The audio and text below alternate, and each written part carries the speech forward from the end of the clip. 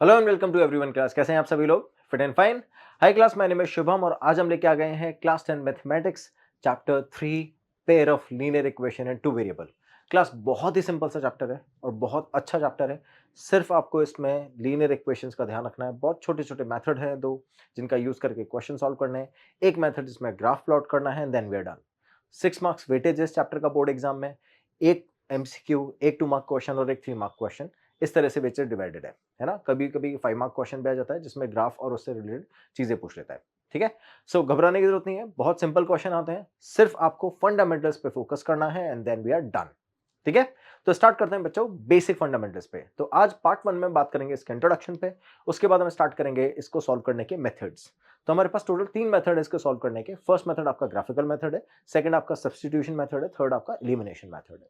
ठीक है, ओके। आज वाले पार्ट में मेजरली कवर करेंगे इसका इंट्रोडक्शन। तो सबसे पहले हम स्टार्ट करते हैं एल्जेब्रिक एक्सप्रेशन से, क्योंकि किसी भी लीनियर इक्वेशन को बनाने के लिए या किसी भी टाइप की इक्वेशन को जो एल्जेब्रिक एक्सप्रेशन को होल्ड करती है, उसके लिए आपको पता चलना चाहिए कि एल्जेब्रिक एक्सप्रेशन क्या होते हैं। ठीक है, तो देखो बच्चों, एल्जेब्रिक एक्सप्रेशन जब भी अपन बात करते हैं, सिंपल सी डेफिनेशन बताता हूं, उसके बाद अपन इस डेफिनेशन को और डिकोड करके इसको फंडामेंटली ब्रेक करेंगे। ठीक है, ध्यान से बोलना। A combination of constant and variable, combination of constant and variable। अब एक कॉम्बिनेशन कैसे बनेगा, ध्यान से सुनना। Connected by 4 fundamental arithmetic operations. किन किन से? 4 फंडामेंटल अर्थमेटिक ऑपरेशन। मैथमेटिक्स में जो फंडामेंटल ऑपरेशन है वो 4 हैं। कौन कौन से? एडिशन, सब्ट्रैक्शन, मल्टीप्लिकेशन और डिवीजन। अगर इनका यूज करके मैं कांस्टेंट और वेरिएबल को कनेक्ट कर दूंगा तो ये क्या बन जाएगा बच्चों? ये बन जाएगा एल्जेब्रिक एक्सप्रेशन। क्या हमेशा कांस्टेंट और वेरिएबल को ही ऐड करना पड़ेगा? अगर हम वेरिएबल वेरिएबल ऐड कर देता हूं, कांस्टेंट कांस्टेंट ऐड कर देता हूं, ध्यान से देखो, अगर आप दो कांस्टेंट्स को ऐड करोगे तो वो सिंपलीफाई हो जाएगा। जैसे फॉर एग्जांपल, अगर आप लिखते हो 2 + 2 तो ये सिंपलीफाई होकर 4 हो जाएगा ना। सर क्या ये अलजेब्रिक एक्सप्रेशन बन सकता है? बिल्कुल बन सकता है। और डिटेल में डिस्कस करेंगे, सब चीज बताऊंगा, ध्यान से सुनना। उसके बाद 2 × 2 ये भी बन जाएगा 4, है ना। ऐसे अगर मैं वेरिएबल वेरिएबल ऐड करता हूं, जैसे x + x तो 2x हो गया, है ना। बट अगर मैं x + y लिखूंगा तो it does not have any choices, we have to keep it as it is. x + y ही बनेगा ये। ठीक है, समझ गए ध्यान से? तो मैं किस चीज की बात कर रहा हूं बच्चों? मैं बात कर रहा हूं अलजेब्रिक एक्सप्रेशन में इस टाइप की चीजों की, है ना। और यही आपको फर्दर हेल्प करेंगे दो अलग अलग वैल्यूज को सॉल्व करने में। क्लियर? सब हम बात करेंगे, दो अलग वेरिएबल होंगे तो क्या होगा, सिंपल वेरिएबल होंगे तो क्या होगा, इसको भी और डिटेल में स्टडी करते हैं। सबसे पहले बात करते हैं जो मैंने आपको स्टार्टिंग में क्वेश्चन दिया था। क्या दिया था कि अगर मैं 2 + 2 4 लिखूंगा, क्या ये भी अलजेब्रिक एक्सप्रेशन हो सकता है? बिल्कुल हो सकता है बच्चों। ध्यान से देखो क्या होगा। क्या मैं इसको लिख सकता हूं 4 × x⁻0? बिल्कुल लिख सकते हैं ना। x⁻0 is 1 and I can write it as 4 × 1। तो 1 को हम ब्रेक डाउन कर सकते हैं x⁻0 में। तो अब 4 × x⁻0 makes it as a algebraic expression। What happens now? जब आप इसको सॉल्व करोगे 4 × x⁻0 को, तो अब ये अल्टीमेटली 4 ही बन जाएगा। अल्टीमेटली 4 ही बनेगा ना। अब पॉइंट ये है कि अब इस टाइप का जो पॉलिनोमियल बनेगा या इस टाइप का कोई भी अगर अलजेब्रिक एक्सप्रेशन बनेगा तो आपको क्लासिफाई कैसे करोगे? इसको बोलते हैं कांस्टेंट पॉलिनोमियल। याद है लास्ट टाइम पे किया था चैप्टर 2 के अंदर। तो ये किस टाइप का पॉलिनोमियल है बच्चों? ये कांस्टेंट पॉलिनोमियल है। ठीक है, अब अलजेब्रिक एक्सप्रेशन भी तो पॉलिनोमियल से ही डिराइव होता है। समझ गए? चलो आगे चले। तो we understood what is a algebraic expression so far. अब अपन बात कर रहे हैं अलजेब्रिक एक्सप्रेशन कैसे बन सकते हैं। x + 2y = 1 एग्जांपल्स हैं। 3x - 7x 3 - 7x 8 + 9y²। कुछ भी आप कैसे भी एक सिंगल वेरिएबल यूज कर लो, मल्टीपल वेरिएबल यूज कर लो, वेरिएबल के साथ कांस्टेंट यूज कर लो, कुछ भी सॉल्व कर लो, है ना। मैंने आपको जो ऐसे एग्जांपल है जिसमें तो कांस्टेंट इन्वॉल्व करके वेरिएबल इन्वॉल्व किया वो भी एक्सप्लेन कर दिया है। समझ गए आगे? चलो नेक्स्ट टॉपिक, इक्वेशंस। जब हम बात करते हैं इक्वेशंस की, तो मैंने जनरली जब भी बच्चों से क्वेश्चन पूछा है कि व्हाट इज एन इक्वेशन, तो बच्चे बोलते हैं सर जिसमें एलएचएस आरएचएस होता है वो इक्वेशन होती है। फाइन, कोई दिक्कत नहीं है, गलत नहीं है, बट अप्रोप्रिएट डेफिनेशन क्या है, ध्यान से सुनना। An algebraic expression is equated to some constant, ये ध्यान रखना बच्चों, सम कांस्टेंट, वेरिएबल और अदर एल्जेब्रिक एक्सप्रेशन। ठीक है, एल्जेब्रिक एलएचएस आरएचएस है, बट एलएचएस में क्या है, आरएचएस में क्या है। ठीक है, ये स्पेसिफाई करना इज वेरी इंपॉर्टेंट। तो ध्यान से देखो, अगर आप किसी भी एल्जेब्रिक एक्सप्रेशन के इक्वेशन में या उसके इक्वल में कोई भी कांस्टेंट, वेरिएबल या कोई एल्जेब्रिक एक्सप्रेशन प्लेस कर देते हो तो उसको हम इक्वेशन बोलते हैं। अब ध्यान से सुनना जो मैं बोलना चाह रहा हूं। मान लो मैंने कोई भी इक्वेशन लिया, जैसे ये एल्जेब्रिक एक्सप्रेशन है, उसको इक्वेट किया इस कांस्टेंट से, 10 से, है ना। मैं ऐसी एक्सप्रेशन को सॉल्व कर देता हूं। तो मैं लिख रहा हूं 3x + 7 = 10 लिखा मैंने।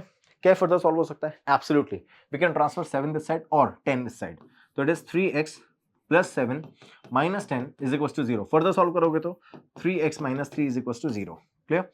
Can it be simplified further? Yes. I can take 3 common, it makes x minus 1 is equals to 0 and finally I have x minus 1 is equals to 0. Clear? समझ में आ गया बच्चों? इसीलिए आपको यूजुअली जब भी इक्वेशन आप देखते हो तो उनके इक्वलिटी में आपको 0 मिलता है क्योंकि वो फर्दर सिंप्लीफाई हो चुकी है। अदरवाइज ये भी तो इक्वेशन थी और ये भी एक इक्वेशन है, इसी से डिराइव हुई है। समझ गए? तो अब देखना इन दोनों सिचुएशन में यहां पर इक्वल टू में क्या है 10 और यहां पर इक्वल टू में क्या है 0। तो it can be equal to 0, it can be equal to any constant, right? Every time it is not possible to make it solve because अगर मान लो मैंने ऐसे लिखा x plus y is equal to 4 तो आप इसको ट्रांसफर कर सकते हो, सिंप्लीफाई नहीं कर सकते, राइट? तो अगर आप इसको सॉल्व करोगे तो आप क्या कर सकते हो, आप ये लिखोगे x plus y minus 4 is equal to 0। समझ गए? तो आपने क्या किया, 4 को आपने इधर ट्रांसफर कर दिया, दैट्स इट। ये तो क्या है, अदरवाइज इक्वेशन तो सेम ही है ना। समझ गए? अच्छा, नेक्स्ट, अगर आप साइड में ये तो कांस्टेंट रखा मैंने, अगर आप आरएचएस के केस में यहां पर कोई और एल्जेब्रिक एक्सप्रेशन या कोई वेरिएबल रख दो, जैसे 3x plus 7 is equal to y रखा मैंने आपकी बार, तो I can transfer I this side, तो it is 3x minus y plus 7 is equal to 0 बन गई। मतलब मैं किसी भी इक्वेशन को, किसी भी एल्जेब्रिक इक्वेशन को इक्वल टू 0 में कन्वर्ट कर सकता हूं और ये कई बार जरूरी हो जाता है। जब अपन क्वेश्चन करेंगे तो बहुत डिटेल में स्टडी करेंगे इसको, ठीक है? सेम अगर मैं साइड में कोई एल्जेब्रिक एक्सप्रेशन रखूं तो जैसे यहां पर मैंने 3x plus 7 is equal to y रखा था, अब की बार मैं रख देता हूं 4y प्लस x, ये रख दिया मैंने। Can we transfer it over here, तो it is 3x plus 7 minus 4y minus x is equal to 0। 3x minus x is 2x minus 4y plus 7 makes it 0। कोई कंफ्यूजन बच्चों? That's how we can simplify it further by the help of the whatever value we have given, we can transfer it that side and then we can simplify it whatever the variable or the variable available. Clear? और इस तरह से हम जो भी equation है उसको equal to 0 में कन्वर्ट कर सकते हैं। Clear? Okay, so that's how we have completed the definition which says that this type of equation has the variable equations. This type of equation are called the linear equation or the equations. When talking about a linear equation, we have to specify one more thing, that the degree of the variable available in the equation is 1. तो आपको क्या रखना है, जब आप equation के साथ में लीनियर ऐड कर देते हो तो लीनियर किस सिचुएशन में होता है, ध्यान से देखना। चलो आगे आ जाते हैं, डेफिनेशन पे आ जाते हैं। If the greatest exponent of the variable in an equation is 1 is called a linear equation. सबसे पहले तो ब्रेक डाउन करो लीनियर को। Linear forms a line. That mean हमने क्या किया, हमने बहुत सारी इक्वेशन बनाई और हमने इक्वेशन बना के उनको चेक किया, उनका ग्राफ प्लॉट किया, तो हमको रियलाइज हुआ कि जब हम ग्राफ प्लॉट कर रहे हैं तो एक फिक्स पैटर्न है इक्वेशंस का जिनमें हमेशा हमको स्ट्रेट लाइन ही मिलती है और वो फिक्स पैटर्न डिफाइन होता है ऐसे। मतलब अगर आप किसी भी इक्वेशन में, किसी भी इक्वेशन के अंदर अगर आप एक्सपोनेंट्स, जो भी एक्सपोनेंट्स हैं, मतलब x की पावर और y की पावर है ना, अगर वो 1 है, मतलब x और y जो भी वेरिएबल है उनकी मैक्सिमम पावर अगर 1 है ना, 1 से छोटी पावर है या 1 है, अगर अवेलेबल है आपके पास में, तो उस सिचुएशन में आपको हमेशा स्ट्रेट लाइन मिलेगी। तो we figured out as the pattern, है ना, और उस टाइप की इक्वेशन को हमने बोल दिया linear equation. That means the equation which forms a line. Clear बच्चों? तो इसलिए हमने क्या बोला कि अगर हमारे पास में लीनियर इक्वेशन बन रही है तो वहां पर वेरिएबल की जो मैक्सिमम पावर होगी वो 1 होनी चाहिए, ठीक है? अगर ऐसा होगा तो लाइन बनाएगी। Clear? So it is 3x plus 11 हमने लिया, यहाँ पे x की देखो पावर 1 है, इधर y में देखोगे तब भी पावर 1 ही है, इसके अलावा कोई वेरिएबल ही नहीं है। वेरिएबल अगर अवेलेबल होगा तो उसकी पावर भी 1 ही होनी चाहिए, ठीक है? इस टाइप की इक्वेशन को बोलोगे लीनियर इक्वेशन इन 1 वेरिएबल, क्योंकि यहाँ पे देखो इधर भी एक ही वेरिएबल है, इधर भी एक ही वेरिएबल है, ठीक है? अभी 2 कैटेगरी में डिफाइन होती है, कैटेगरीज पे भी बात कर लेते हैं। Any linear equation geometrically represent a straight line, we have discussed it. Next, the linear equation is divided into 2 parts.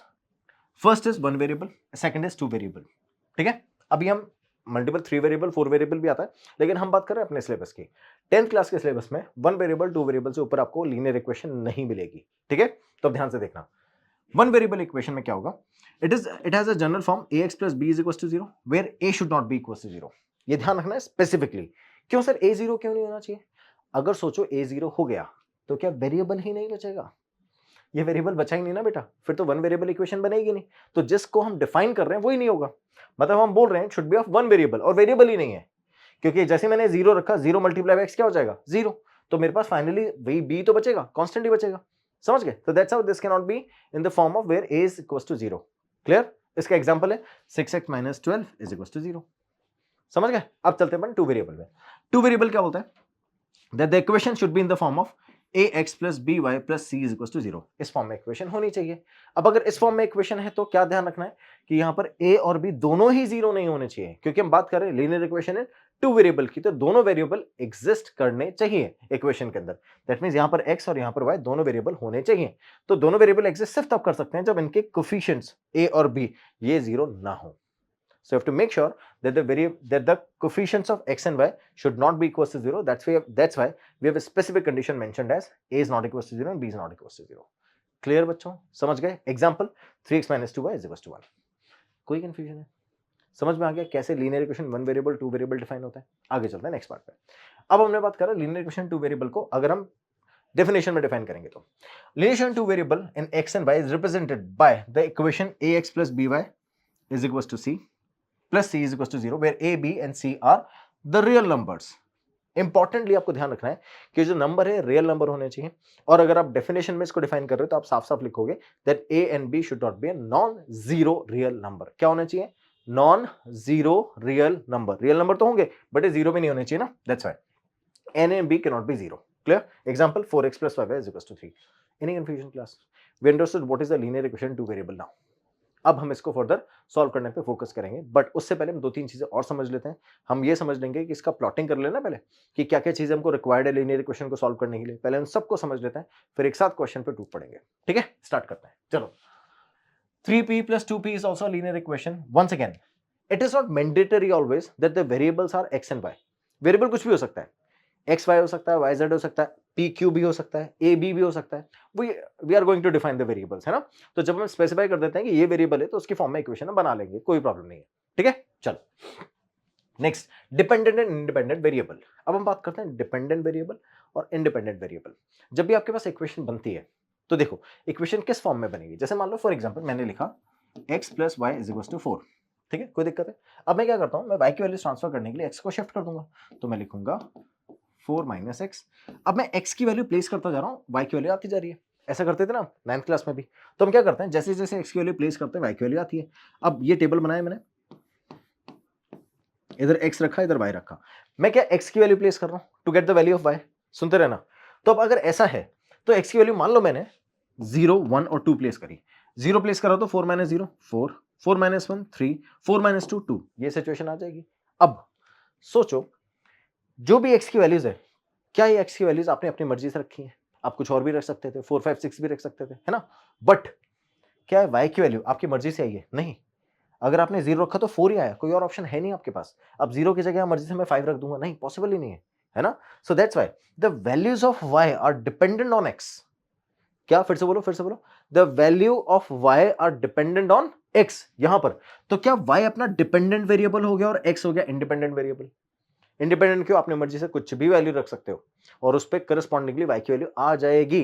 तो अब ध्यान से देखना, अगर मेरे पास इक्वेशन है x is equal to B y minus C upon A, क्योंकि हम जनरल इक्वेशन इसको ले रहे हैं, है ना, तो मैं x को छोड़ के बाकी सबको ट्रांसफर कर देता हूं, तो जो पूरी इक्वेशन है वो x इक्वल टू फॉर्म में बन जाएगी। तो यहाँ y क्या हो जाएगा?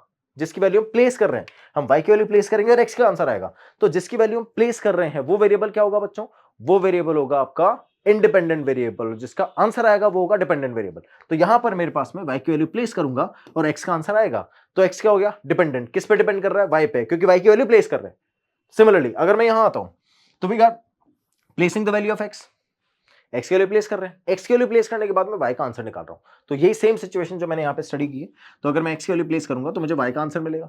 सो that's why y becomes the dependent variable, है ना, and h becomes the independent variable. यहां तक कोई कंफ्यूजन है बच्चों? समझ में आ गया? कोई दिक्कत है? चलो अब आगे चलते हैं। We got x independent and y dependent here and similarly x dependent and y independent here. कोई कंफ्यूजन है?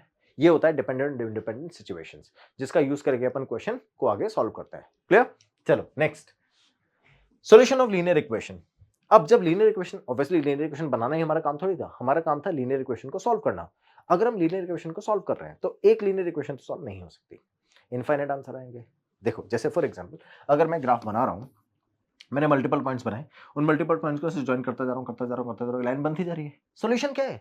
आंसर कहां है? ठीक है, इसीलिए जब भी आप linear equation and two variable को सॉल्व करते हो तो आपको मिनिमम मिनिमम मिनिमम 2 इक्वेशन चाहिए होती है। अगर 2 इक्वेशन होगी तभी तो आप सॉल्व कर पाओगे। जैसे आपने 2 इक्वेशन लिया, अब 2 इक्वेशन अगर आप होगी तो दोनों इक्वेशन मान लो इंटरसेक्ट कर रही है, इंटरसेक्ट नहीं भी कर रही है, कोई दिक्कत नहीं है, लेकिन इंटरसेक्ट पॉसिबल, यहाँ पर सॉल्यूशन आना पॉसिबल तो है, पहले तो पॉसिबल ही नहीं था। तो अब हमारे पास में जैसी दो इक्वेशंस आएंगी तो उनसे दो लाइन बनाएंगे और वो दोनों लाइन किसी कॉमन पॉइंट पे इंटरसेक्ट करेगी। जैसे ही कॉमन पॉइंट पे इंटरसेक्ट करेगी तो इसको मैंने इधर और इसको मैंने इधर ज्वाइन किया। जैसे ज्वाइन किया तो ये हो गया x और ये हो गया y। So that's how we got the coordinate x, y, और ये x, y का जो कोऑर्डिनेट है ये अपना आंसर है। समझ गए? तो इसीलिए जब भी अपन सॉल्यूशन सॉल्व करेंगे तो मुझे एटलीस्ट दो इक्वेशन तो चाहिए चाहिए। क्लियर? अब सुनना लैंग्वेज क्या बोल रही है। It says that the solution of linear equation in two variable are the values of x and y। किसकी वैल्यूज? x और y की values which satisfy the linear equation in two variables. अब ध्यान से सुनना, सेटिस्फाई का मतलब क्या है कि ये इक्वेशन इसको भी सेटिस्फाई करेगी, मतलब इस पे भी लाई कर रही है, और ये इक्वेशन इस लाइन को भी सेटिस्फाई करेगी, है ना? तो x की ऐसी वैल्यूज जो इक्वेशंस, मतलब दोनों इक्वेशन को सेटिस्फाई करे, वो x की वैल्यू और करस्पॉन्डिंग y की value, we are getting it as the solution of the linear equation. समझ गए? तो हमने बात कर ली सॉल्यूशन कैसे पॉसिबल है और सॉल्यूशन बोलते किसको है। Clear confusion class? आगे चलें, नेक्स्ट वाला रखते हैं। अब मान लो मेरे पास में एक एग्जांपल है 4x + 5y = 3। ये इक्वेशन है, is the linear equation whose solutions are -13, -11, -3, 3। कैसे जस्टिफाई किया हमने? आप इन दोनों वैल्यूज को प्लेस करो, यहाँ पे इक्वल टू में 3 आएगा, चेक करके देखें। तो we are placing 4 × -13 + 5 × 11 is equal to, we are solving it. 13 4 -52, 11 5 55, subtract करो 3 आ गया, which is equal to the RHS। So that's why ये इक्वेशन और ये LHS RHS इक्वल आ रहा है, तो ये जो वैल्यूज है ये इसको सेटिस्फाई कर रही है, तो इसको क्या बोलेंगे? सॉल्यूशन। क्लियर? समझ गए? नेक्स्ट 4x + 5y = 3 आना चाहिए, कब? जब -3 + 3 प्लेस करेंगे। प्लेस करते हैं, 4 × -3 + 5 × 3, तो 5 3 15, 4 3 12, नेगेटिव का सबट्रैक्ट करेंगे कितना आएगा? 3 = 3 gives us the final answer. कोई कंफ्यूजन है बच्चों? तो इस टाइप से ऐसी वैल्यूज जो इक्वेशन को सेटिस्फाई करे, इसको बोलते हैं इक्वेशन को सेटिस्फाई करना। तो अगर इक्वेशन को सेटिस्फाई करता है तो हम उसको क्या बोलते हैं? सॉल्यूशन। अब ऐसी कोई भी कॉमन वैल्यू जो इसके अलावा कोई और इक्वेशन है उसको भी सेटिस्फाई कर रही है, तो ये बन जाएगा, क्योंकि ऐसी दो आंसर तो हो ही नहीं सकते ना। मान लो ऐसा नहीं हो सकता ना कि ये लाइन जा रही है, ये दो जगह पे इंटरसेक्ट कर रही है, पॉसिबल ही नहीं है, एक ही जगह पे इंटरसेक्ट करेगी, तो उन दोनों में से कोई एक ही सोल्यूशन होगा। कब? जब दो लाइन्स आ जाएगी आपके पास।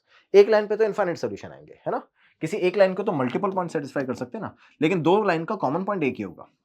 क्लियर? समझ गए? आगे चले। Next, there exist infinite many solution of two variable linear equation. अब there exist infinite many solution, इसका क्या मतलब हुआ सर? अभी तो आप बोल रहे थे एक ही सॉल्यूशन आएगा, अभी बोल रहे हैं इनफाइनाइट सॉल्यूशन आएगा। ध्यान से सुनो, जब भी मैं दो लाइंस की बात करता हूं, मैंने क्या बोला था? They can be solution when they are going to intersect it, but हमेशा इंटरसेक्ट करेगा ऐसा जरूरी नहीं है ना बच्चों। क्या सिचुएशन पॉसिबल है? ध्यान से देखो, मान लो मेरे पास में एक ग्राफ है, उस ग्राफ पे अगर दो लाइंस है तो दो लाइन इंटरसेक्ट कर भी सकती है और नहीं भी कर सकती, है ना? तो अब ध्यान से सुनना, अगर मान लो मैंने दो लाइन ली है जो एक दो लाइन दो एक दूसरे को इंटरसेक्ट कर रही है, तो क्या एक कॉमन पॉइंट निकल के आएगा? The common point which we are going to intersect, the point where are going to intersect. So we have two lines which are going to intersect at a common point, right? अब अगर ऐसा है, so this becomes the only solution of these two situations, है ना? जिन situation का use करके हमने equation बनाई है, उन दो सिचुएशन का कॉमन सॉल्यूशन है अपने पास में। तो ऐसा कब होगा? जब एक सॉल्यूशन आएगा। लेकिन अगर इंटरसेक्ट ही नहीं कर रही है तो the line which does not intersect each other are called parallel lines। अब दो लाइंस है मेरे पास में जो पैरेलल है, तो ऐसे पैरेलल है और कंटिन्यूअसली चलती जा रही है, क्या कभी इंटरसेक्ट करेगी? कभी नहीं। तो मेरे पास कितने कॉमन पॉइंट आएंगे? जीरो। कितने सॉल्यूशन होंगे? नो सॉल्यूशन, कोई सॉल्यूशन अवेलेबल नहीं है इस सिचुएशन में। कब? जब दोनों लाइन पैरेलल है। अब ध्यान से सुनना, मान लो पैरेलल लाइन है, इनके बीच का डिस्टेंस में इंक्रीज करता जाता हूं, कुछ फर्क पड़ेगा क्या? नहीं ना। करते जाओ, कितना डिस्टेंस कर लो, there still remain the parallel lines. अब मैं क्या करता हूं? इन दोनों लाइंस को पास में लाना स्टार्ट करता हूं। जब इनके बीच का डिस्टेंस कम करता जा रहा हूं, उनको पास लाता जा रहा हूं, तो एक सिचुएशन आएगी व्हेन दे ओवरलैप। अब सोचो, जब दोनों लाइन एक दूसरे को ओवरलैप कर गई है, मतलब दोनों सेम ही लाइन है, इस सिचुएशन में कितने कॉमन पॉइंट होंगे? Infinite. That is why we have infinite solution. तो ध्यान से सुनना, we got two lines here, जो दोनों लाइन एक दूसरे को ओवरलैप कर रही है। अगर ये दोनों लाइन एक दूसरे को ओवरलैप कर रही हैं, तो in that situation how many common points we have? Infinite common points. So that's why, इसीलिए इसमें साफ साफ लिखा हुआ है, there exist infinite many solution of a two variable linear equation. There exist, यहां एग्जिस्ट करते हैं, 100% एग्जिस्ट करते हैं, लेकिन हर बार एग्जिस्ट करते हैं, it is not guaranteed, right? तो ये डिपेंड करेगा कि कब लाइन ओवरलैप कर रही है, कब नहीं कर रही। अगर ओवरलैप नहीं कर रही है तो इनफाइनाइट सॉल्यूशन नहीं बन सकते। क्लियर? चलो आगे चलें। Next, system of simultaneous linear equation. What is called a system of simultaneous linear equation? Simultaneous linear equation matlab the equation which has the same kind of categories or same kind of properties. For example, if I have two equations a1x plus b1y plus c1, मैंने a1 b1 c1 क्यों लिखा है? क्योंकि ध्यान से देखो दोनों का वेरिएबल x और y है ना, और आपकी जनरल इक्वेशन किस फॉर्म में होती है? वो होती है ax plus by plus c is equal to 0 की फॉर्म में, है ना, इस फॉर्म में होती है इक्वेशन। अब अगर ऐसा है कि आपके पास इक्वेशन है ax plus by plus c की फॉर्म में, है ना, और मेरे पास दो इक्वेशंस है, simultaneous system of simultaneous linear equation, मतलब एक से ज्यादा इक्वेशन पॉसिबल है, तो आप कैसे जस्टिफाई करोगे कि दोनों के पास सेम कांस्टेंट है? नहीं, नहीं हो सकते। तो अब दो अलग अलग कांस्टेंट को मैंने क्या किया, मैंने जो सेकंड वाली लाइन है जो x और y और कांस्टेंट की फॉर्म में है, तो उसमें मैंने जो कांस्टेंट्स रखे वो a b और c ही रखे हैं, but to differentiate that this is first equation, second equation और कोई भी इक्वेशन है, मैंने इसके कांस्टेंट को प्लेस कर दिया a1 b1 c1 की फॉर्म में, और इसके कांस्टेंट को प्लेस कर दिया a2 b2 और c2 की फॉर्म में, और दोनों के बीच में प्लस लगा दिया, बन गई दो इक्वेशंस। अब ऐसे आप कितनी बना लो, a3 b3 c3 a4 b4 c4। अभी हम बात कर रहे हैं दो इक्वेशंस की, तो we are taking two equation which is a1x plus b1y plus c1 is equals to 0, a2x plus b2y plus c2 is equals to 0। ये भी एग्जैक्टली वही प्रॉपर्टी फॉलो करेगी जो आपकी लीनियर इक्वेशन फॉलो करती है। इसका मतलब a1 b1 0 नहीं होंगे, a2 b2 0 नहीं होंगे सेकंड इक्वेशन के लिए। कोई कंफ्यूजन है बच्चों? And this is called the system of simultaneous linear equation. Clear? समझ में आया? अब बात करते हैं कि सॉल्यूशन हम सॉल्व कैसे करेंगे। अगर हमारे पास इक्वेशन भी आ गई दो तो हम क्या करेंगे इनका? तो देखो, we are talking about we have two method to solve this equation. First is graphical and second is algebraical. आज हम बात करेंगे सिर्फ ग्राफिकल की, है ना। ग्राफिकल मेथड का यूज करके हम क्वेश्चन को एक दो एग्जांपल है जिनको हम सॉल्व कर लेंगे, and then will move to algebraic expression और algebraical method in the next videos. चलो स्टार्ट करते हैं बच्चों ग्राफिकल मेथड की। When two or more pair of values of x and y satisfy the given equation are joined, then on the graph paper we find the graph of the given equation. ध्यान से सुनो, मेरे पास दो, अभी जो मैंने आपको पहले इतने सारे रिमाइंड करी ना, सेम इसी चीज के डिस्कशन कर रहे हैं कि मान लो मेरे पास में एक इक्वेशन है, मान लो मेरे पास में एक इक्वेशन है as x plus y is equal to 4, 2x plus 3y is equal to 5।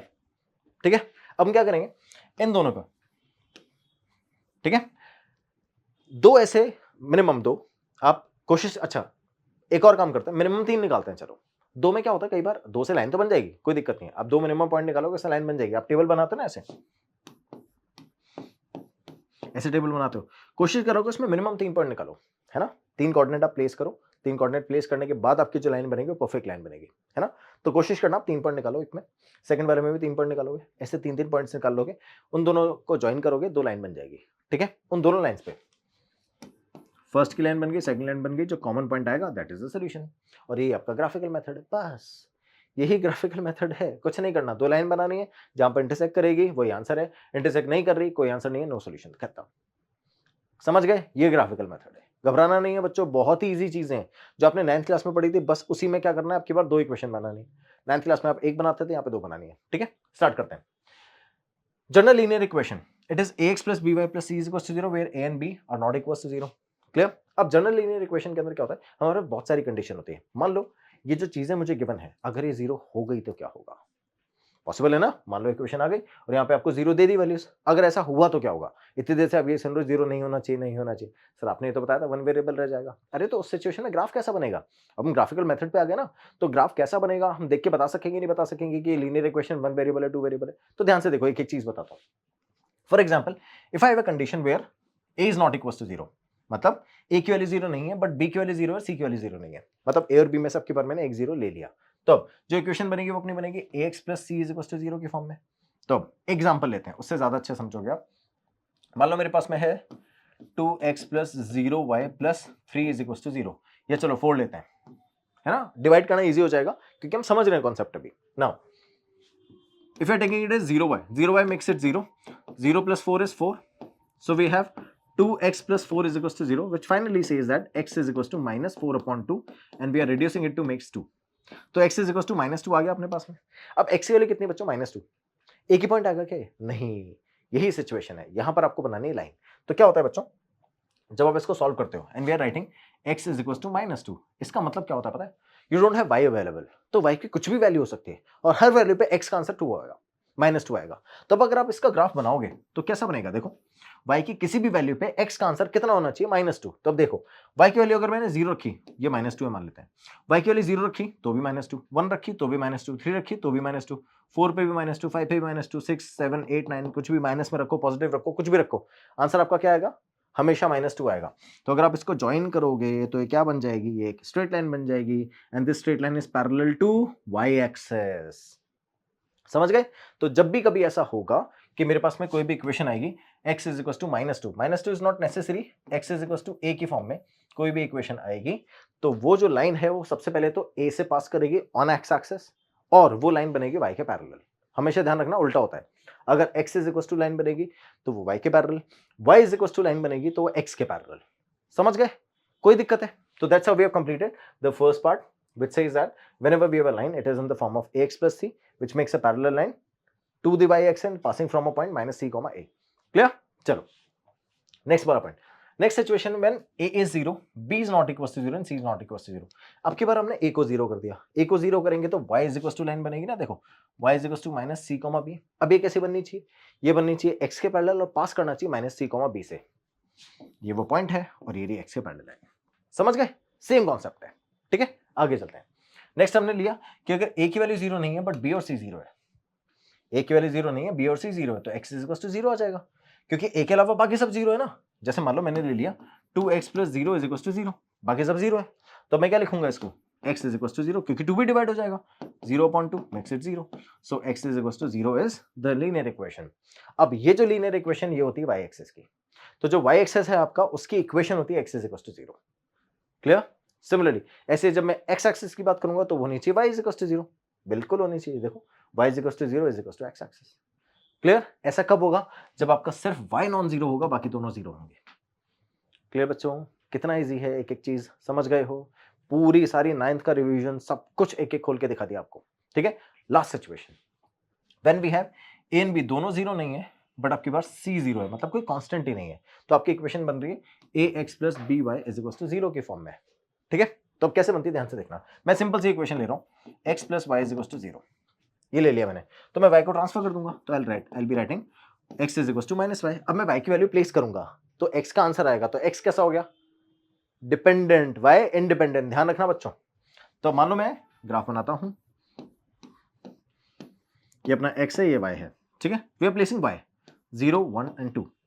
ठीक है, 0 प्लेस करा तो 0 आया, 1 प्लेस करा तो -1, 2 प्लेस करा तो -2। कोई दिक्कत है? अब मेरे पास पॉइंट कौन कौन से हुए? देखो 0,0 ये रहा, x की प्लेस पे रखेंगे -1, वील गेट 1 एट y। -1 रखा तो y की प्लेस पे कितना आया? 1, ये रहा। -2 रखा तो y की प्लेस पे कितना आया? -2, ये रहा, +2 है ना, ये -2। ठीक है, अब y की प्लेस पे वैल्यू रखना है ना, 2 रखा तो -2 आया, 1 रखा तो -1 आया, है ना, ऐसे वैल्यूज आई तो ये ग्राफ अपना ऐसा पर्स कर गया और ये ग्राफ अपना स्ट्रेट लाइन ऐसे बनेगी, है ना, which is passing from the region. कोई कंफ्यूजन है बच्चों? That's how we do it. समझ गए हो? जब भी अब कभी अपने पास में ऐसी कोई भी इक्वेशन आती है जिसमें c अवेलेबल नहीं होता है, वो हमेशा ओरिजिन से पास करते हैं। क्लियर? आगे चले, चलो नेक्स्ट देखो, सारी वैरायटीज हो गई ना। अब बात करते हैं अपन कंडीशन ऑफ कंसिस्टेंसी। कंसिस्टेंसी क्यों इंपॉर्टेंट है? सबसे पहले तो ये सुनो, क्या आप हर बार जब भी इक्वेशन देखोगे तो क्या आप हर बार चेक करोगे उसको सॉल्व करके कि क्या ये सॉल्वेबल है? क्या ग्राफ पूरा सॉल्व कर लिया उसके बाद पता चला अरे तो सॉल्व ही नहीं हो सकती थी, ये तो पैरेलल लाइन बना रही है, इसमें तो आंसर ही नहीं आ रहा है। सोचो अगर ये आपको इक्वेशन देख के पता चल जाए तो कितना अच्छा हो जाएगा ना, कि इक्वेशन देखी और पता चल गया कि ये इक्वेशन ग्राफ बनाएगी या नहीं बनाएगी। मतलब ग्राफ तो बनाएगी लेकिन इक्वेशन सॉल्यूशन देगी या नहीं देगी, इनफाइनाइट सॉल्यूशन देगी क्या, नो सॉल्यूशन देगी क्या, यूनिक सॉल्यूशन देगी क्या। तो ये हम की चीजें कैसे पता चलेंगे? ध्यान से देखो। सबसे पहली बात तो फिर से जो कंडीशन बनाई थी पहले वो बात कर लेते हैं कि जब भी अपने पास दो लीनियर इक्वेशन होगी तो अपने पास कौन कौन सी कंडीशन होगी। अपने पास 3 टाइप की सिचुएशंस होंगी। First situation when they are intersecting, तो जब इंटरसेक्ट करती हैं तो जो सॉल्यूशन आता है उसको हम बोलते हैं यूनिक सॉल्यूशन। यूनिक सॉल्यूशन, ठीक है। सेकंड, जब दोनों लाइन कैसी होगी? जब दोनों लाइन होगी पैरेलल। जब दोनों लाइन पैरेलल होगी तो किस टाइप का सॉल्यूशन आएगा बच्चों? इस टाइप का सॉल्यूशन आएगा, नो सॉल्यूशन। ठीक है, तो हम उसको बोलते हैं नो सॉल्यूशन। ठीक है, क्योंकि लाइन पैरेलल है, इंटरसेक्ट ही नहीं करेगी, इंटरसेक्ट नहीं करेगी तो सॉल्यूशन ही नहीं आएगा। Third situation, when the line are overlapping. जब लाइन ओवरलैप कर रही है एक दूसरे को तो मल्टीपल पॉइंट्स हैं, मतलब इनफाइनाइट पॉइंट्स। इनफाइनाइट पॉइंट क्यों? किसी भी लाइन के ऊपर कितने पॉइंट लाई करते हैं? इनफाइनाइट। तो कॉमन पॉइंट कितने हुए? इनफाइनाइट। कब? जो दोनों लाइन ओवरलैप कर रही है। तो इस सिचुएशन को हम बोलते हैं इनफाइनाइट मैनी सॉल्यूशन। ठीक है, समझ गए? अब यूनिक सॉल्यूशन कब बनते हैं? जब लाइन कैसी होती है? इंटरसेक्टिंग लाइन होती है। ठीक है, ये कब होता है? जब लाइन पैरेलल होती है। ठीक है, ये कब होता है? जब लाइन कोइंसाइड करती है।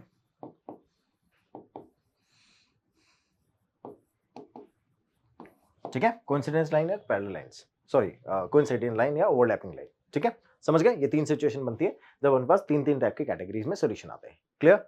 अब इन तीनों टाइप के सॉल्यूशन को हम आइडेंटिफाई कैसे कर सकते हैं? तो अब देखो, आइडेंटिफाई करने के लिए क्या करना है? मैंने फर्स्ट कंडीशन लिखी, कब? जब लाइन इंटरसेक्ट कर रही थी। तो आपको क्या देखना है? a1/a2 और b1/b2 का रेशियो इक्वल नहीं होना चाहिए। मतलब मेरे पास जो कंडीशन है वो इक्वेशन कुछ ऐसी है, 2x + 3y + 4 = 0 and 3x + 4y + 5 = 0। ऐसी दो मेरे पास इक्वेशंस है। तो अब ध्यान से देखो, a1 ये होगा, x का कोएफिशिएंट a1 होता है ना, a2 होता है ना। फर्स्ट इक्वेशन में a1, सेकंड में a2। तो a1/a2 यानी 2/3। a1/a2 बोल रहा है ना, 2/3 निकाला। फिर मैंने b1/b2 निकाला, वो आया 3/4। फिर मैंने चेक किया कि क्या ये दोनों इक्वल है या नहीं है। तो I figured out that they are not equal. अगर ऐसा होगा तो आप इन दोनों का ग्राफ बनाओ, 100% इंटरसेक्ट करेगा। समझ गए? इस तरह से हम फिगर आउट करते हैं कि जो अपनी इक्वेशंस है वो किस टाइप का ग्राफ बना रही है विदाउट इवन सॉल्विंग दैम। समझ गए? ये रीजन है जिसकी वजह से हम कंसिस्टेंसी चेक करते हैं। और इस टाइप की इक्वेशन, ऐसी हर इक्वेशन जो आपको कोई ना कोई सॉल्यूशन निकाल के दे रही हो, उसको हम बोलते हैं कंसिस्टेंट इक्वेशन। ये ठीक है, ये कंसिस्टेंट सॉल्यूशन। क्लियर? अब क्या सॉल्यूशन निकाल के देगी? बिल्कुल, क्योंकि इंटरसेक्टिंग लाइन है, जो कॉमन पॉइंट होगा वो अपना सॉल्यूशन होगा, that's why it is consistent. Clear बच्चों? समझ गए? आगे चलें, सेकंड सिचुएशन। अब अगर a1/a2 और b1/b2 इक्वल है और c1/c2 इक्वल नहीं है, मतलब ध्यान से देखो, if it is x plus y = 7 and 2x + 2y = 9। ठीक है, अब मैं a1/a2 करता हूं।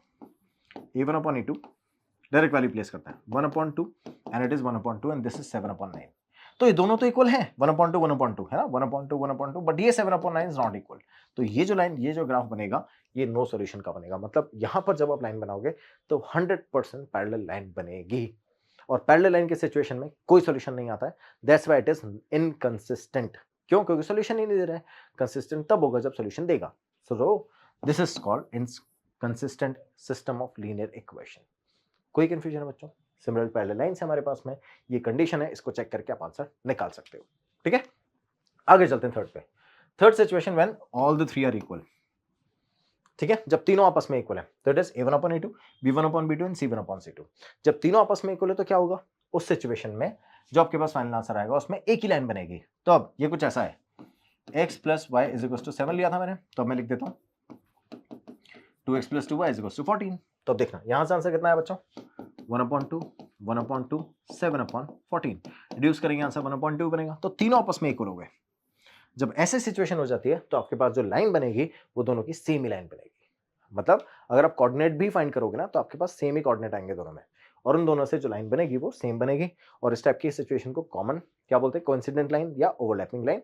And that's how we do have multiple common या इनफाइनाइट मेनी सॉल्यूशन। क्लियर? समझ गए? इस टाइप के लीनियर इक्वेशंस को हम डिपेंडेंट लीनियर इक्वेशन भी बोलते हैं। ठीक है, और जो solution this type linear equation dependent भी बोलते हैं, और कंसिस्टेंट तो ऑब्वियसली है ही है, क्योंकि एक भी सॉल्यूशन अगर आ जाता है तो कंसिस्टेंट होती है या तो इनफाइनाइट सॉल्यूशन है। क्लियर बच्चों? That's how we have mention that also called the dependent pair of linear equation and it is consistent as well. Clear? समझ में आ गया कैसे सॉल्व करते हैं बच्चों? एक एक कॉन्सेप्ट क्रिस्टल क्लियर है ना? कोई दिक्कत है आपको? सबको समझ में आ गया? आगे चलें क्या? देखो अब ध्यान से, question number 1, that's our example. Check graphically whether the pair of linear equation this and this is consistent. If so, solve them. क्या करना है? सिंपल सा, आप ट्रांसफर करोगे, वैल्यू निकालोगे, आंसर प्लेस करोगे। उसके लिए आपको ग्राफ चाहिए होगा। Don't worry, we have everything available for you. तो मैं क्या करूंगा बच्चों? मैं ऐसे लिखता हूं x + 3y = 6। ये चलो नेक्स्ट स्लाइड पे करते हैं और अच्छे से हो जाएगा। x + 3y, तो वी हैव x + 3y = 6। मैंने 3y ट्रांसफर कर दिया, तो x = 6 - 3y। अब ये बनाया मैंने टेबल, x और y मैंने प्लेस कर दिया। अब y की वैल्यू इसमें एक एक करके प्लेस करूंगा। So I will be placing 0 1 2 here. 0 place किया, 3 मल्टीप्लाई बाय 0 6 आ गया। 1 प्लेस किया, 3 1 3 3 आ गया। 2 प्लेस किया, 3 2 6 0 आ गया। समझ गए? तो इट इज 6 0 6 माइनस y की प्लेस पे 0 रखा, 6 0। यहाँ पे 3, जैसे मैंने y की प्लेस पे 1 रखा तो 3 1 3 6 माइनस 3 3 आ गया। 2 प्लेस किया, 3 2 6 6 माइनस 6 0 आ गया। x की वैल्यूज आ गई, y की वैल्यूज आ गई। चलो अब इसको ग्राफ में प्लेस कर देते हैं। ग्राफ कैसे अपना देखो, ये रहा, ठीक है। इसमें मैं प्लेस करता हूँ 6 0 3 1 0 2 6 0, ठीक है। x और y रखा था ना, x पे 6 y पे 0, यहाँ x एक्सेस। सेकंड है अपना 3 1, x की प्लेस पे 3 रखा, y की प्लेस पे 1, ये रहा। नेक्स्ट है अपना 0 2, x की प्लेस पे 0, y की प्लेस पे 2। और इन तीनों को जब मैं ज्वाइन करूंगा तो ये अपनी स्ट्रेट लाइन बन जाएगी बच्चों। समझ गए? क्लियर? चलो अब बनाते हैं नेक्स्ट वाली इक्वेशन पे। नेक्स्ट इक्वेशन क्या बोल रही है? 2x - 3y = 12। तो हम यहाँ रखते हैं 2x - 3y = 12। अब क्या होता है, देखो जब आप सॉल्व करते हो तो आप कोशिश क्या करो, आप ऐसी वैल्यू को रोक लो जिसका डिवीजन इजी है। तो अब 2 और 3 में किसका डिवीजन इजी है? 2 का, तो 2 को रोक लो, 3 को ट्रांसफर कर दो। तो it is 2x = 12 - 3y. So I'll be placing the value of y to get the value of x, obviously. But before that, I need to make the equation in terms of x only. So it is 12 - 3y divided by 2. So I'll be placing the value of y here to get the final answer of x. Okay, now listen to me very carefully. मुझे पता है 12 is already an even number. अगर मैं यहां पर भी even number ले आऊं तो इन दोनों का सब्ट्रैक्शन इवन नंबर होगा, और उस इवन नंबर को 2 से डिवाइड करूंगा, आंसर इंटीजर फॉर्म में आएगा। तो ग्राफ पे प्लेस करना इजी हो जाएगा। अब उसके लिए मुझे क्या यहाँ पर 3 के इवन मल्टीपल चाहिए। 3 के इवन मल्टीपल कब आएंगे? जब 3 को इवन नंबर से मल्टीप्लाई करोगे। तो यानी मैं प्लेस कर देता हूँ 2 4 6, इजी हो जाएगा डिवीजन। ध्यान से देखना, मैंने y की प्लेस पे प्लेस किया 2 4 और 6। 2 प्लेस किया, 3 2 6, 12 - 6 6 6/2 3। यहाँ पे प्लेस किया 4 4 3 12, 12 - 12 0 0/2 0, ठीक है। नेक्स्ट मैंने प्लेस किया 6 6 3 18, 12 - 18 12 - 18 -6 6/2 -3। तो मेरे पास फाइनल आंसर आया 3 2 0 4 और -3 6। मैं प्लेस कर देता हूँ 3 2। तो देखो ये x की प्लेस पे 3, y की प्लेस पे 2, ये रहा। नेक्स्ट 0 4 0 4, नेक्स्ट -3 6 -3 6, ये रहा।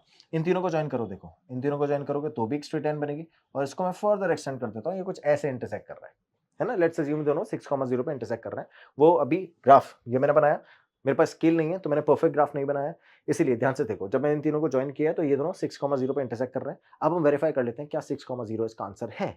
तो इसके लिए आप क्या करोगे, आप इन दोनों में 6 0 प्लेस कर दोगे। तो मैं रखता हूँ 6, इधर 0, तो इसको तो वेरीफाई कर रहा है ऑब्वियसली। इधर आते हैं 6 रखेंगे, 6 2 12 12 और ये वेरीफाई कर रहा है। दैट मींस जो अपना ग्राफ बनाया है वो एब्सोल्युटली राइट है, और वो जो ग्राफ इंटरसेक्ट कर रहा है वो 6 0 पे इंटरसेक्ट कर रहा है, और ये कंसिस्टेंट है फॉर श्योर, है ना। क्योंकि अपने जब ग्राफ से बनाया तो हमने चेक कर लिया दोनों इंटरसेक्ट कर रही है तो कंसिस्टेंट है और सॉल्यूशन भी दे रही है। That's it, we got a solution here.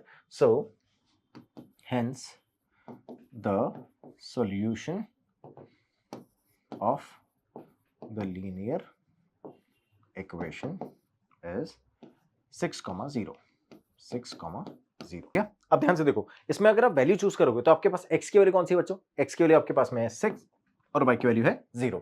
So that's how when we are writing the solution, we are writing it as x = 6 and y = 0। ये अपने आ गए वो सॉल्यूशन जो इन दोनों इक्वेशन को सेटिस्फाई करेंगे। ठीक है, चलो जल्दी से मूव करते हैं नेक्स्ट क्वेश्चन पे।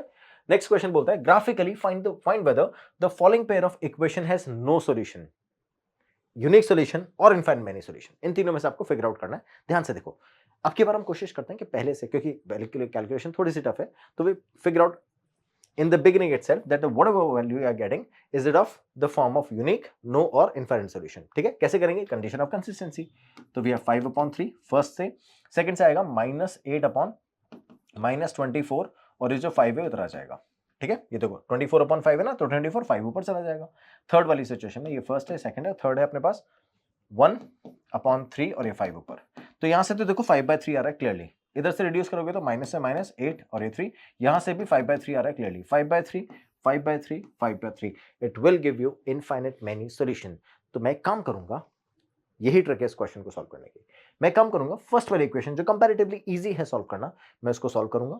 उसके बाद उससे जो आंसर आएगा उसको जस्टिफाई करूंगा सेकंड वाले से, और अगर मैंने ऐसा कर दिया तो मुझे दोनों के पॉइंट मिल जाएंगे और ग्राफ पे प्लॉट करना इजी हो जाएगा। समझ गए? तो अब ध्यान से देखना, इसी ट्रिक का यूज करके अपन क्वेश्चन को बहुत जल्दी सॉल्व करेंगे।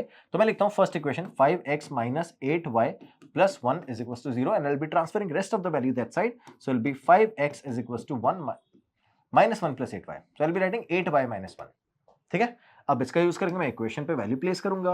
तो इक्वेशन में वैल्यू कैसे प्लेस कर सकते हैं बच्चों? आपको ऐसी वैल्यू प्लेस करनी है 8y के प्लेस पे, so that whatever value comes out after subtracting by 1 will be divisible by 5। ठीक है, ध्यान से सुनना। मैं करता हूं x की y की प्लेस पे, y की प्लेस पे सबसे पहले मैंने रखा 2, 8 2 16, 16 minus 1 15, 15 5 से डिविजिबल है। तो अब जैसे ही डिवाइड करूंगा आंसर आएगा 3। देखो 15, 15 को 5 से डिवाइड किया, 3 आ गया आंसर। चलो 5 यहां हटा देंगे, 5 यहां से हटा के डिवाइड कर देते हैं।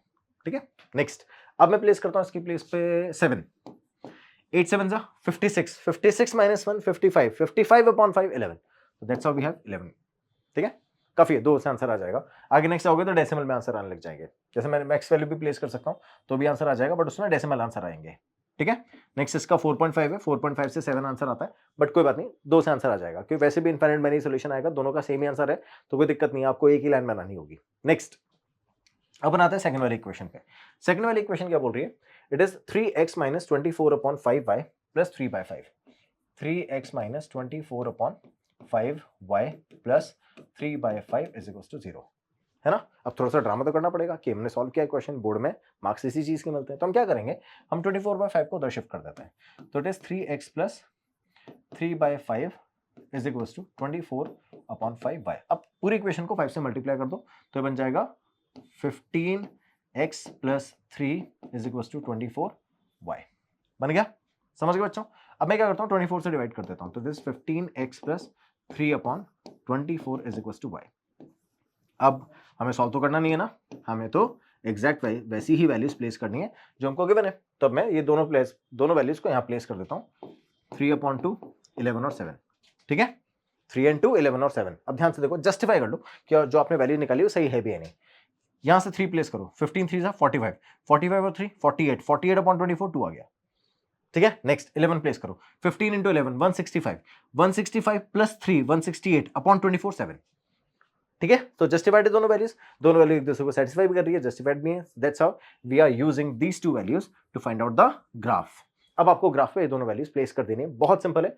3,2 11,7, तो मैं सबसे पहले प्लेस करता हूं 3,2 इधर और 11,7, तो यहाँ 11 10 के बाद 11 यहाँ पर आएगा और 7 आएगा अपना यहाँ पर, तो इन दोनों को ज्वाइन करेंगे बच्चों, ऐसे लाइन बनेगी, ये आपकी स्ट्रेट लाइन है, और आपको ऐसे 2 एरो रिप्रेजेंट कर देने हैं इसके ऊपर।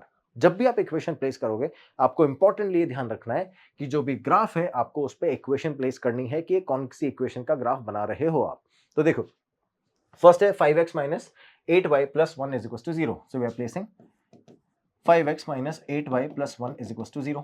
फर्स्ट इक्वेशन, ग्राफ के ऊपर आपको इक्वेशन लिखनी होती है, ध्यान रखना, है ना। सेकंड वाली है 3x minus 24/5y plus 3/5 is equals to 0, तो we are placing it over here. मैंने इसको एक्सटेंड कर दिया, दूसरी इक्वेशन यहाँ लिख देते हैं। तो 3x minus 24/5, right 24 upon 5y plus 3/5 is equals to 0। ये दोनों आपने, क्योंकि एक ही स्ट्रेट लाइन है उसी की दोनों इक्वेशन है, तो एक साइड मैंने एक इक्वेशन लिख दी, दूसरी साइड दूसरी इक्वेशन लिख दी। ये आपको हमेशा हर ग्राफ के अंदर करना होगा, ध्यान रखना। उसके बाद आपने जो कोऑर्डिनेट मार्क किए उनके कोऑर्डिनेट की वैल्यू भी प्लेस करनी होगी। ठीक है, कोऑर्डिनेट की वैल्यू 3,2 एंड 11,7, तो इधर मैंने प्लेस किया 3,2 और इधर 11,7। ठीक है बच्चों, this is called the perfect graph. So we are placing all the values available, सारी इक्वेशन प्लेस कर दी, ग्राफ प्लेस कर दिया, अगर इंटरसेक्टिंग पॉइंट है तो वो भी प्लेस कर देंगे, then we are done. Clear? So finally हमको पता क्या चला, that it shows hence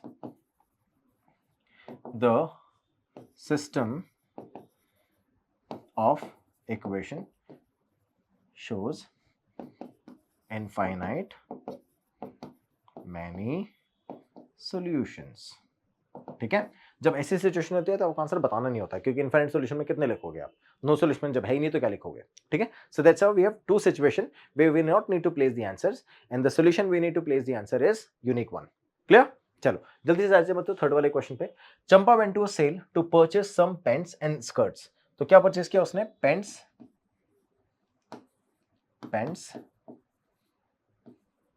and skirts। ठीक है, let assume pants are x and skirts are y, ठीक है। अब when a friend asked her how many each of she had bought, she answered that the number of skirt is 2 less than the twice the number of the pant purchase. सुनना ध्यान से क्या बोल रहा है, the number of skirts यानी y क्या है भाई, 2 less than twice the number of the pant purchase. ये 2 लेस है किससे, twice the number of pant purchase से। फर्स्ट इक्वेशन बन गई, ऐसे इक्वेशन बनानी होती है ना, तो फर्स्ट इक्वेशन बना ली हमने। सेकंड इक्वेशन क्या बोल रहा है, also the number of skirts हमने y लिया है बच्चों, तो number of skirts y is 4 less किससे, 4 times the number of pants, 4 times the number of pants. तो दो इक्वेशन बना ली हमने, दोनों इक्वेशन बना ली। अब उससे बोल रहा है help her to find out how many pants and skirts Champa bought. तो दोनों इक्वेशन एक साथ देखते हैं, फिर से ग्राफ बनाना है, वैल्यू प्लेस करनी है। तो मैं इक्वेशन पे आ जाता हूं, तो it is y is equals to 2x minus 2 and y is equals to 4x minus 4। यही सिचुएशन है, देखो फर्स्ट वाली 4x minus 4 and 2x minus 2, clear. चलो प्लेस करते हैं वैल्यूज को, y is equals to 2x minus 2, y is equals to 2x minus 4। मैं as it is table बनाऊंगा और वैल्यूज को प्लेस कर दूंगा। तो अब मैं सबसे पहले x के बेस पे रखता हूं, वही 0 1 और 2। 0 रखेंगे तो 2 मल्टीप्लाई बाय 0, 0 माइनस 2। 1 रखेंगे तो 0, 2 रखेंगे तो 2, 2 रखेंगे तो 2 2 जा 4, 4 माइनस 2 2 हो जाएगा ना। नेक्स्ट इधर फिर से प्लेस करते हैं, वही 0 1 और 2। 0 प्लेस करेंगे तो बच्चों माइनस 4, 1 प्लेस करेंगे तो 4 1 जा 4 और 0 0, 2 प्लेस करेंगे 4 2 जा 8 माइनस 4 4, ठीक है, समझ गए। That's how we place the values. अब मुझे एक एक करके वैल्यूज प्लेस कर देनी है, आंसर आ जाना है। चलो स्टार्ट करते हैं सॉल्यूशन सॉल्व करना। 0 comma minus 2, 0 comma minus 2 over here, then 1 comma 0, 1 comma 0 and 2 comma 2, 2 comma 2। या इन तीनों को ज्वाइन करो, देखो स्ट्रेट लाइन बन रही है क्या, बिल्कुल बन रही है, और ये आपकी स्ट्रेट लाइन पास हो गया इधर, ठीक है। Next 0 comma minus 4, 0 comma minus 4 is over here, then 1 comma 0, 1 comma 0, यही मिल गया अपन को तो आंसर, यही इंटरसेक्ट करेगा। नेक्स्ट 2 comma 4, x की प्लेस पे 2, y की प्लेस पे 4। अब इन तीनों को ज्वाइन करेंगे तो ये लाइन आपकी ऐसे पास करेगी, है ना। So that's how wherever the line are intersecting we are getting the final answer। that final answer 1 comma 0, तो हमको कोऑर्डिनेट प्लेस करने हैं। तो ये कोऑर्डिनेट कितना बच्चा, 0 comma minus 2, ये कोऑर्डिनेट है 0 comma minus 4, ये वाला 1 comma 0 प्लेस कर ही दिया, ये है 2 comma 2 और ये है 2 comma 4, ठीक है। अब लाइन की इक्वेशंस प्लेस करेंगे। तो फर्स्ट है अपना y is equals to 2x minus 2, ये है y is equals to 2x minus 2, ये है y is equals to 4x minus 4। मैंने दोनों लाइन की इक्वेशन प्लेस कर दी, दोनों ग्राफ बना दिए हैं, कॉमन पॉइंट भी फाइंड करने, उसकी वैल्यू भी प्लेस कर दी है। Hence now, hence according to the graph the number of skirts, number of pants and skirts purchased, number of skirts and pants purchased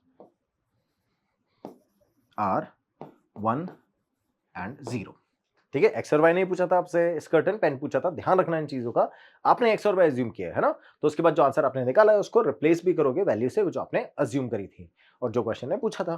clear, समझ में आ गया। That's how we figured out the answer. चले बच्चों, तो आज हम लोगों ने क्या क्या कवर कर लिया है। आज हम लोगों ने कवर कर लिया है लीनियर इक्वेशन क्या होती है, बहुत अच्छे से समझा हमने, जितने पार्ट थे लीनियर इक्वेशन के, 1 वेरिएबल 2 वेरिएबल, है ना। उसके बाद हमने बात की है pair of linear equation 2 variable. तो 2 जब पार्ट में डिस्कस कर लिया, फिर हम 2 वेरिएबल पे आए। 2 वेरिएबल को हमने इन डेप्थ समझा कि अगर मान लो जीरोस होंगे तो क्या होगा, जीरो नहीं होंगे तो क्या होगा, कोफिशिएंट्स अगर जीरो होंगे क्या होगा, नहीं होंगे जीरो क्या होगा, उनका ग्राफ कैसा बनेगा, ठीक है। उसके बाद हमने बात करा उनके ग्राफिकल मेथड के सोल्यूशन पे, जिस पे बेस्ड हमने क्वेश्चन भी सॉल्व कर लिए। क्लियर बच्चों, एक एक कॉन्सेप्ट अच्छे से क्लियर हो गया ना, सबको समझ में आ गया है। कुछ भी प्रॉब्लम हो, you can go once again and start revising the video. Fine, let's start with a quick assessment. ये असेसमेंट आपको पूरे वीडियो का एक समरी दे देगा। स्टार्ट करते हैं बेसिक से असेसमेंट पे। क्या बोल रहा है, the pair of linear equation x plus 3y minus 3 is equal to 0 and 2x plus 6y minus 6 is equal to 0 have. सबसे पहली बात तो ये क्या बनाएगा, तो ध्यान से देखना, a1 upon a2 1 upon 2, b1 upon b2 1 upon 2, c1 upon c2 1 upon 2। तीनों का आंसर सेम आ रहा है क्या? अगर ऐसा होता तो क्या बनता है बच्चों, इनफाइनाइट मेनी सॉल्यूशन। एब्सोल्युटली, बिल्कुल सही सोचा आपने, ठीक है। चलो नेक्स्ट वाले क्वेश्चन पे आते हैं। If the pair of linear equation is consistent तो क्या होगा, कैसी लाइंस बनेगी, और पैरेलल बनेगी क्या, नहीं, ऑलवेज कोइंसिडेंट लाइन बनेगी, नहीं नहीं नहीं नहीं, कोइंसिडेंट लाइन ही जरूरी नहीं है, तो ऑलवेज इंटरसेक्टिंग, नहीं, इंटरसेक्टिंग एंड कोइंसिडेंट दोनों में से कुछ भी होगा तो कंसिस्टेंट सिचुएशन पॉसिबल है, ठीक है। Next, if the lines 4x plus 2y minus 3 is equals to 0 and 2x plus 3y minus 5 is equals to 0 are parallel, अगर ये पैरेलल होगा तो क्या ध्यान रखना है, it is 4/2 should be equal to 2k/3, ये दोनों आपस में इक्वल होना चाहिए, ठीक है। अब ध्यान से देखना, मैं क्या करता हूं, इसको रिड्यूस करूंगा 2 आ जाएगा, इस 2 से इसको रिड्यूस करूंगा, k की वैल्यू कितनी आ जाएगी 3। अब यहां पे आंसर खत्म नहीं होता, बहुत इंपॉर्टेंट है, ध्यान रखना, it should not be equal to the rest of the value, rest value क्या है 3/5, तो 3/5 ये इसके इक्वल नहीं भी होना चाहिए, तो अगर मैं इसको सॉल्व करूंगा तो मेरे पास 2k/3 will not be equal to 3/5 भी आना चाहिए। शिफ्ट करेंगे तो क्या आएगा बच्चों, k इज इक्वल टू 9/10, तो k 9/10 के इक्वल नहीं होना चाहिए और 3 के इक्वल होना चाहिए, है ना। अगर ये नॉट इक्वल टू 3 आ जाता तो we can not take this value, इसलिए हमको हमेशा वेरीफाई करना होता है, ध्यान रखना। तो अपने आपने सॉल्व किया, k की वैल्यू 3 आ गई है, तो this is a correct answer. So class, we have covered the first part where we have completed the introduction part, everything we have covered related to the graphical method, then we have taken a quick assessment, उसमें आपको बहुत सारी चीजें related to consistency और coincidence situation सब कुछ detail में discuss किया है। इसी तरह से मन लगा के पढ़ते रहोगे, 100 आउट 100 लाते रहोगे। Thank you so much for watching, have a good day, bye bye.